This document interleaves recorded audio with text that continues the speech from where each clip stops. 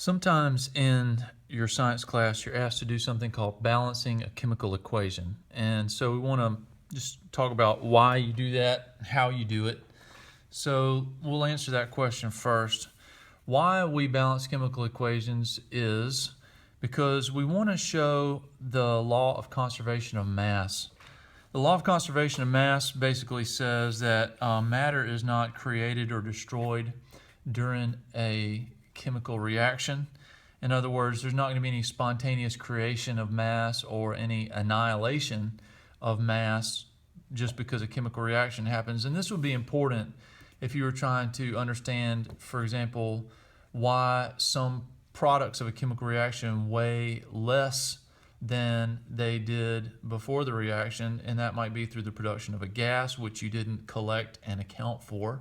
It might explain why some products of a chemical reaction weigh more than they did before, such as rust weighs more than the pure metal because rust is a combination of oxygen with the pure metal.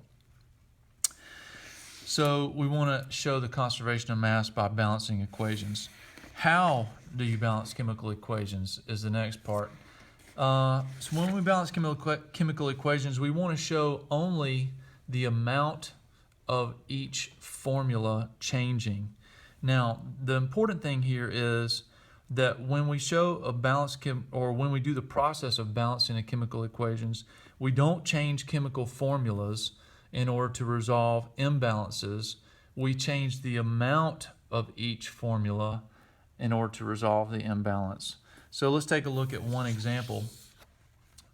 This is the example of hydrogen gas reacting with oxygen gas to produce water. Or you might say hydrogen gas reacts with oxygen gas and yields water.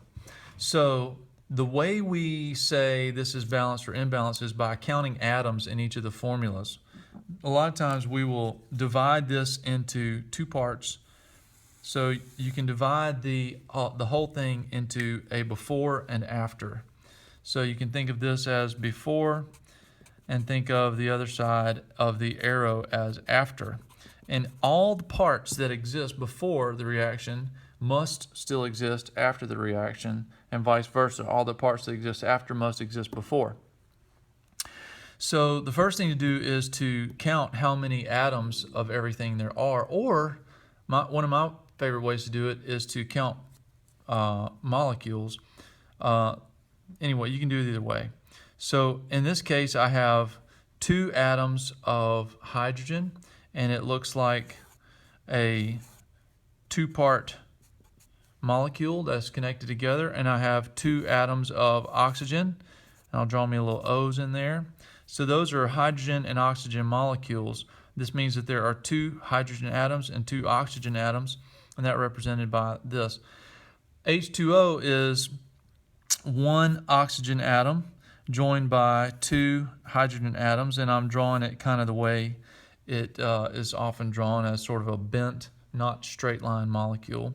So what we see here, if we count all this, is that there are 2 hydrogen atoms before the reaction and 2 hydrogen atoms after the reaction, and that's great. But there are 2 oxygen atoms before the reaction and only 1 oxygen atom after the reaction. So to resolve this, what we do is we change the amount of atoms on either side of the reaction by multiplying formulas.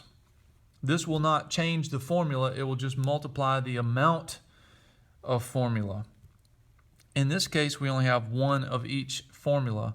But what we can do is we can say, I need more oxygen to be shown at the end of the reaction, so I'll have to add a whole nother molecule of water. And now I'm doing a terrible job of drawing, but you get the idea. Now I add a whole nother molecule of water. I don't change the formula, I just add more of that formula. Now I have 2 oxygens just like I have on the other side of the equation, but I also had to add hydrogen when I added the other oxygen in order to add a whole water molecule. So now I have an imbalance in my hydrogen now that I have balanced my oxygen. So what I'm going to have to do is I'm going to have to come back over here to the product, to the reactants, and I'm going to have to say I'm going to need more hydrogen to make this balance. Again, I'm not changing the formula. It's still H2. I'm just multiplying the amount of formula that I have. Now, if you look at the whole thing, I have 2 and 2 makes 4 hydrogens, 2 oxygens together, and then on the other side of the equation, I have 1, 2, 3, 4 hydrogens and 2 oxygens. So all in all, this is now showing a balanced picture of what happens down here. But up here in the equation, the way we balance it to show on tests and things is we write what's called a coefficient. Coefficient. It's the same thing as in algebra. When you have a number in front of a variable, it's a multiplier. So this is going to be a 2 coefficient, 2H2 plus 1 O2. We don't write ones, it's not necessary. If there were no oxygen, we wouldn't have written oxygen in the first place. So we're just going to leave it as a blank, and it'll be an understood 1. And then we're going to write a 2 in front of the H2O. So we have 2H2 plus O2 yields 2H2O.